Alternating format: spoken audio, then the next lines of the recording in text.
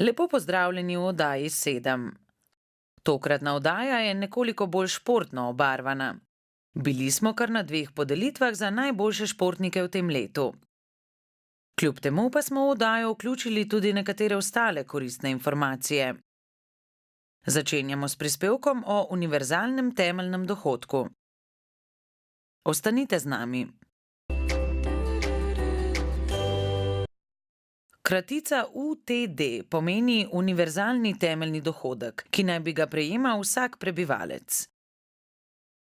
Ni pomembno, ali je državljan zaposlen ali brez dohodkov. Kot nam je pojasnil eden izmed pobudnikov peticije za UTD v Sloveniji, pisatelj Lenart Zajc, bi moral nek univerzalni temeljni dohodek pripadati vsem državljanom, kot na primer pravica do šolanja in zdravstva.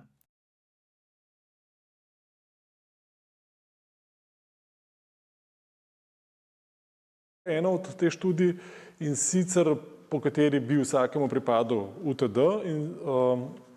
in mislim, da v Sloveniji v višini okrog 350 evrov, samo s tem, da ob temu se bi pa ukinjali socialni transferi. Ker bi se potem v bistvu to bi pomenili nobenih novih davščin, nobenih novih dajatev, samo iz obstoječega denarja bi se ga preneslo tako, da bi v bistvu vsak Slovenec lahko, slovenski državljan, dobil 350 evrov. Kot smo že omenili, bi ta vsota pripadala zaposlenim in nezaposlenim. Za primer vzemimo, da nekdo prejema 1000 evrov plače, od teh 1000 evrov dobi 650 evrov neposredno od delodajalca, 350 pa jih daje delodajalec državi, ki jih potem daje temu istemu zaposlenemu.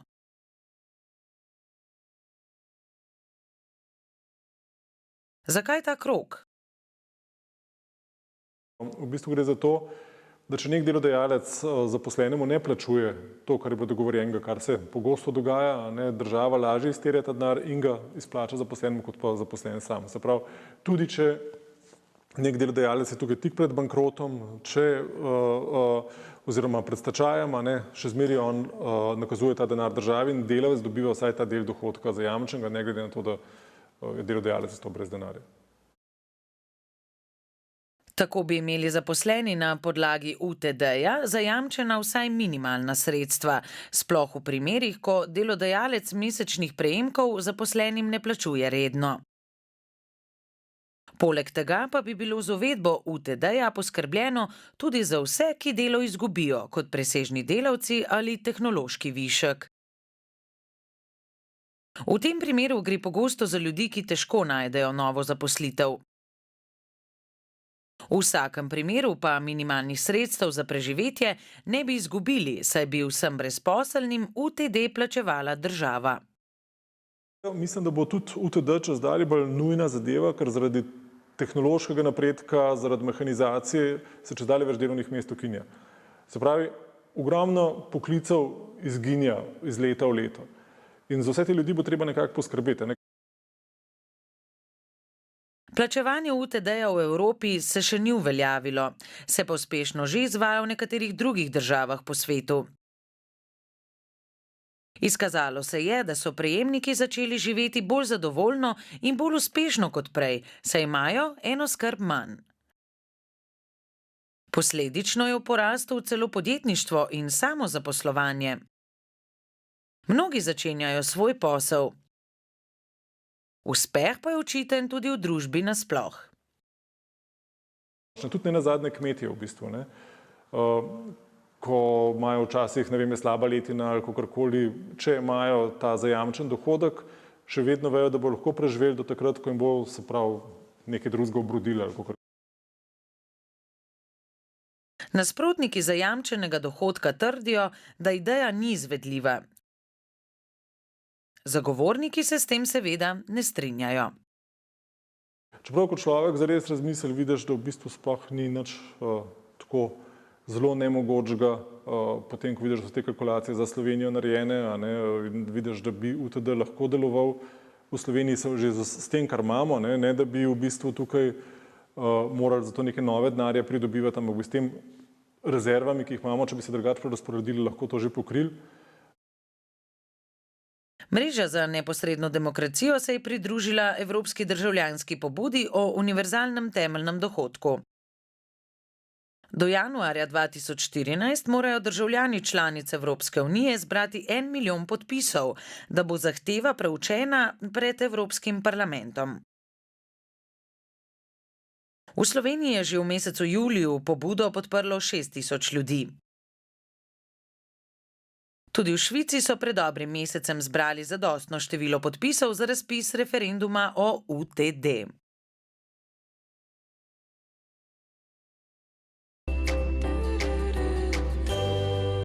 Zveza za šport invalidov Slovenije, Paraolimpijski komite, je minuli torek že 16. pripravila izbor za najboljšega športnika invalida v Sloveniji. Slovesnost je potekala v hotelu Avstrija Trent v Ljubljani. Člani Paraolimpijskega komiteja so podelili 73 priznanj. Pri sredstvih ugotavljati neko specifičnost glede na vire. In sicer odvisnost od iger na srečo. V to skupno težisto povezovanja razvoja športa vključujemo Olimpijski komite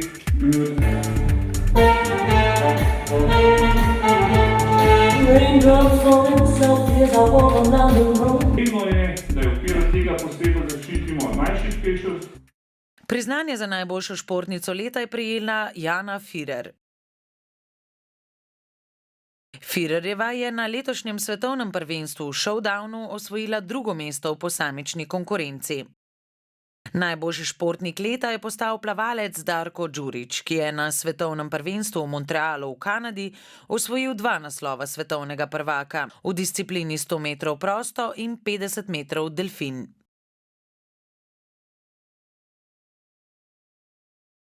Poleg zlata je osvojil tudi srebro v disciplini 200 metrov prosto. Nagrado za najboljše ekipne dosežke sta prejeli ženska reprezentanca v odbojki sede, za 3. mesto na Evropskem prvenstvu na Poljskem in za 6. mesto na mednarodnem turnirju v Moskvi, ter moštvena ekipa v showdownu za 1. mesto na svetovnem prvenstvu v Kamniku. Med dobitniki ostalih priznanj sta bila tudi gluha športnika, tenisač Marino Kegel za perspektivnega mladega športnika in smučarka Anja Drev za tekmovalne dosežke.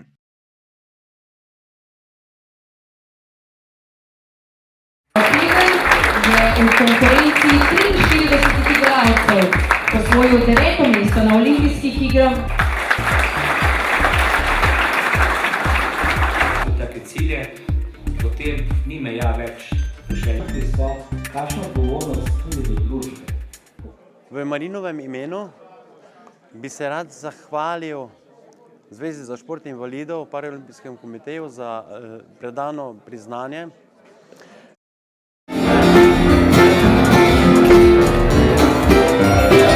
Marino je končno 2. septembra dobil status mednarodnega vrhunskega športnika. Zato smo se borili 2-3 leta in kaj mu bo to prineslo, seveda sedaj še ne vem.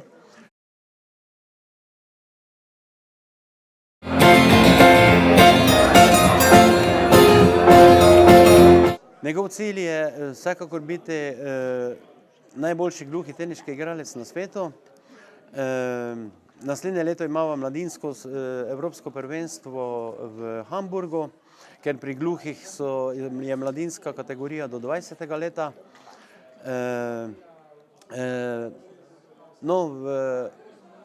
Cilj imava pa seveda osvojiti kakšno ATP točko,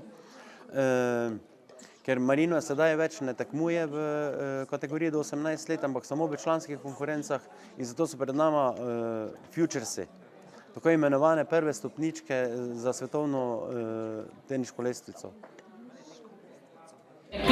Suzana Ocepek in Ana Justin. Dosegla odlične uvrstitve na številnih mednarodnih turnirjih, najodmevnejših. Jana Firer, športnica leta 2013.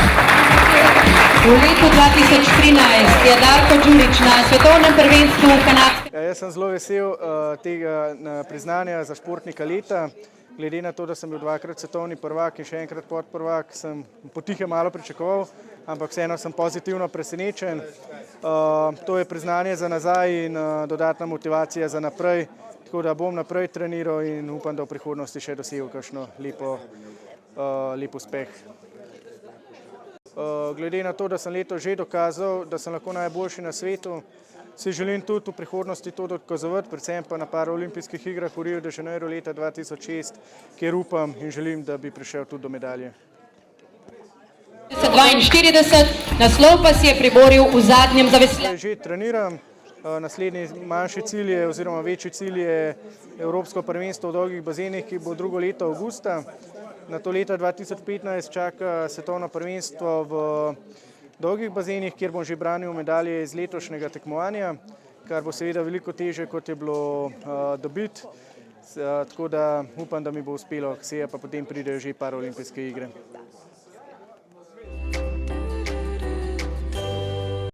Dva dni po podelitvi nagrad športnikom invalidom leta 2013 je svoje nagrade gluhim športnicam in športnikom podelila še Športna zveza gluhih Slovenije. Naziva najboljših športnikov med gluhimi sta prejela smučarka Anja Drev in tenisač Marino Kegel.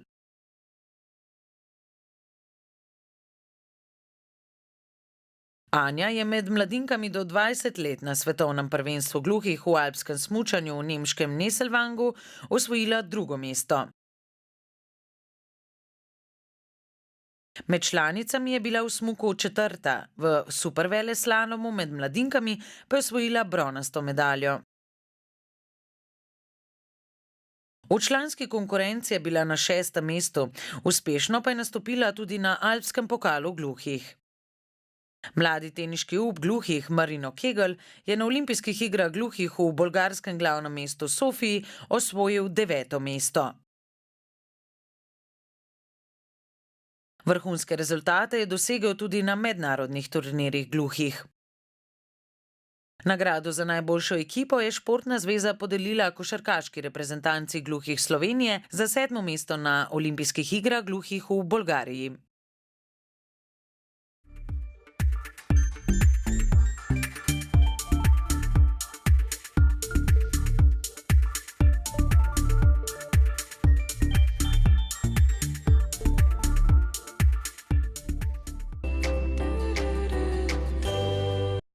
V soboto 14. decembra je na Ptuju potekalo superpokalno tekmovanje v futsalu. Nastopile so ekipe, ki so letos na državnem prvenstvu v futsalu osvojile od 1. do 4. mesta. Superpokal so tokrat osvojili Mariborčani, drugo mesto je osvojila ekipa iz Slovenskih Konjic, 3. mesto pa Celjani. Državni prvaki v futsalu Ljubljančani pa so osvojili 4. mesto. Pozimi imamo zaradi suhega in mrzlega vremena pogosto precej suho zgornjo in spodnjo stran dlani. Zato je v tem času po umivanju rok najbolje uporabiti vlažilno kremo. Pomaga pa tudi maska iz krompirja in medu. Zmešajte en skuhan in olupljen krompir, nato ga zgnetite, dodajte 2 žlici mleka in 2 žlici medu, da nastane gosta zmes.